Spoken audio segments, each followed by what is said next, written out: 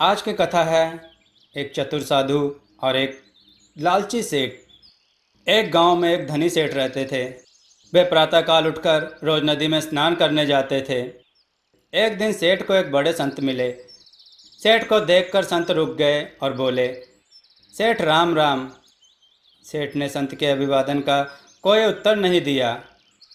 संत ने सेठ को 3 बार राम राम कहा, लेकिन सेठ ने एक बार भी उत्तर नहीं दिया। सेठ ने बिना देखे ही सोच लिया कि कोई मांगने वाला होगा, इसलिए कहने लगे, चल हट हट हट यहाँ से। संत ने मन में सोचा कि यह सेठ तो बहुत अभिमानी है, भगवान का नाम भी नहीं ले सकता। मेरे द्वारा भगवान का नाम लेने पर भी हट हट करता है। संत ने अपने मन में सोचा कि धनी लोगों को धन से बहुत प्यार होता है, कभी कोई धन ना मांग ले, इसलिए ये लोगों से बात करने में भी डरते हैं। सेठ को सबक सिखाने के विचार से संत ने उस सेठ जैसा वेश बनाया और उसके घर पहुंचकर दरबान से बोले, एक बहरूपिया मेरा रूप बनाकर नदी पर आ गया है, कहीं वह आकर कुछ गड़बड़ ना करे, इसलिए मैं जल्दी आ गया। यदि वह यहाँ आए तो उसे अंदर मत आने देना। सेठ बने हुए संत ने घर आकर उसी तरह से भजन पाठ किया जैसे असली सेठ किया करता था। कुछ ही देर में जब असली सेठ वहाँ आया तो दरबार ने रोकते हुए कहा, अंदर कहाँ जाते हो, हटो यहाँ से।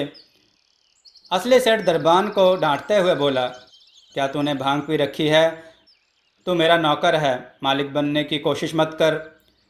दरबान ने सेठ को अंदर नहीं आने दिया तो उसने अपने बेटों को आवाज़ लगाई। बेटों ने भी सेठ की कोई बात नहीं सुनी और ना ही अंदर आने दिया। सेठ यह सोचकर परेशान था कि आज घर वालों को क्या हो गया है जो अंदर नहीं जाने देते। सेठ करे तो क्या। वह परेशान होकर घर के बाहर घूमने लगा। सेठ राजा के पास गया और सारी बातें बता दी। सेठ उस राज्य में धनी लोगों में से एक थे और उनके राजा से अच्छी जान पहचान थी। शान शौकत से बग्घी में बैठकर आने जाने वाले सेठ को इस तरह से परेशान हालत में देखकर राजा को बहुत आश्चर्य हुआ। राजा ने जब सेठ के घर अपने सिपाही भेजे तो सेठ के बेटों ने कहा, हमारे सेठ यानी हमारे पिता तो आराम कर रहे हैं, जो आपके पास है वह तो कोई बहरूपिया है। राजा की समझ में कुछ नहीं आया। अब सच्चाई जानने के लिए राजा ने अपने आदमियों को भेजकर सेठ को बुलवाने का आदेश दिया। राजा का आदेश पाकर नकली सेठ 4 घोड़ों वाली बग्घी में ठाठ बाट से राज दरबार पहुँचे और बोले, अन्नदाता, मुझको कैसे याद किया?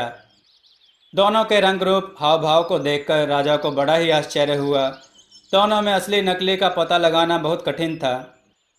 जब राजा के मंत्री भी असली नकली का पता ना लगा सके तो नकली सेठ ने कहा, महाराज परीक्षा करके देख लीजिए, आप बही मंगवा लीजिए, उसमें जो कुछ भी लिखा है हम बिना देखे आपको बता देंगे।